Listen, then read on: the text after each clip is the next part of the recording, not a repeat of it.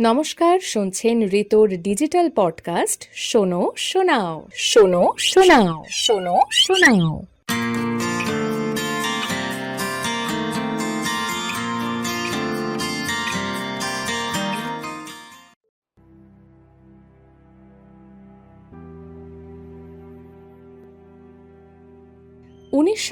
সালের 15ই ডিসেম্বর ইংল্যান্ডের ক্রাউথর্নে জন্ম হয় মহাকাশ সভ্যতার অন্যতম দ্রষ্টা ফ্রিম্যান জন ডাইসনের।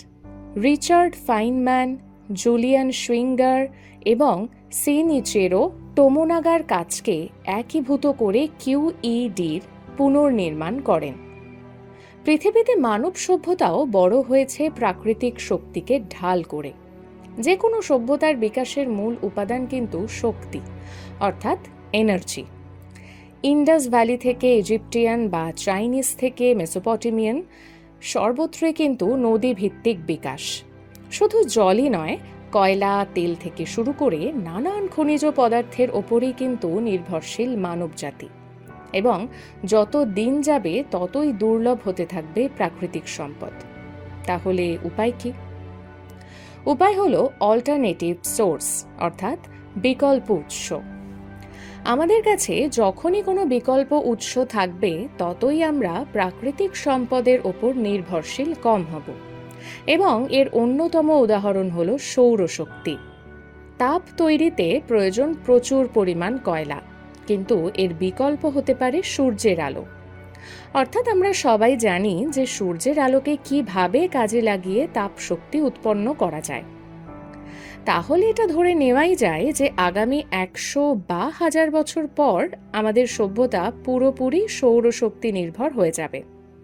রাশিয়ান বিজ্ঞানী নিকোলাই কার্দাশেভ বলেছিলেন, পৃথিবীর শক্তি ফুরিয়ে গেলে আমাদের তাকাতে হবে সূর্যের দিকে, কিন্তু অন্যভাবে। বেশ, খুব সহজ একটা উদাহরণ দিলে বোঝা যাবে যে শীতের সন্ধ্যায় ধরুন ক্যাম্পফায়ারে আগুনের চারপাশে গোল হয়ে বসলে কি আরামটাই না হয়। সূর্য আমাদের থেকে প্রায় 150 মিলিয়ন কিলোমিটার দূরে আছে, তাতেই আমরা কতটা তাপ পাচ্ছি বলুন তো। তাহলে সূর্যের আরও কাছে গেলে আরও বেশি সৌরশক্তি পাওয়া যেতে পারে। অর্থাৎ আমরা সূর্য থেকে বিকিরিত শক্তির খুব সামান্য একটা অংশ পাচ্ছি। ঠিক এখান থেকেই ডাইসনের ভাবনা শুরু হলো। ডাইসন 1960 সালে একটি পেপার পাবলিশ করলেন, search for article stellar sources of infrared radiation.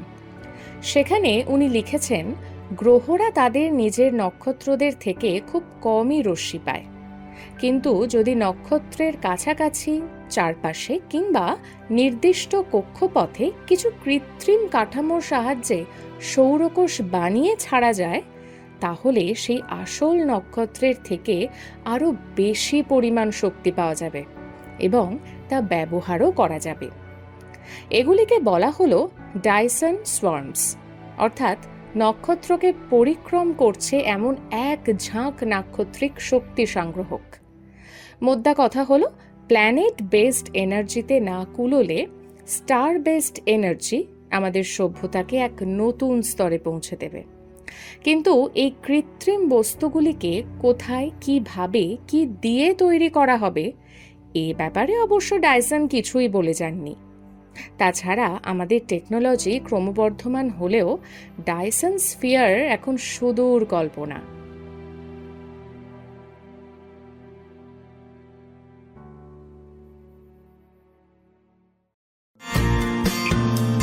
এতক্ষণ শুনলেন ঋতুর ডিজিটাল পডকাস্ট শোনো শোনাও।